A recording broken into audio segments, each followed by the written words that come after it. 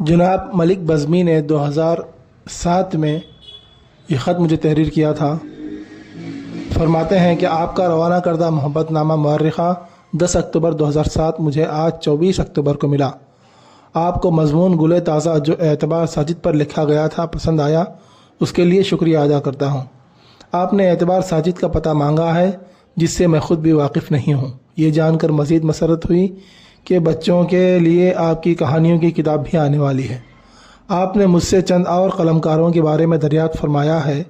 ان کے بارے میں کیا عرض کروں کہ میرے بہت سارے قلمکاروں سے ذاتی مراسم ہیں۔ ایسے ہی ایک عظیم شاعر جن کا اسم گرامی منظور ندیم ہے اور جن کا مندرجہ ذیل شعر لگ بھگ ساری دنیا میں جانا جاتا ہے، اس کی آپ کی نظر کر رہا ہوں۔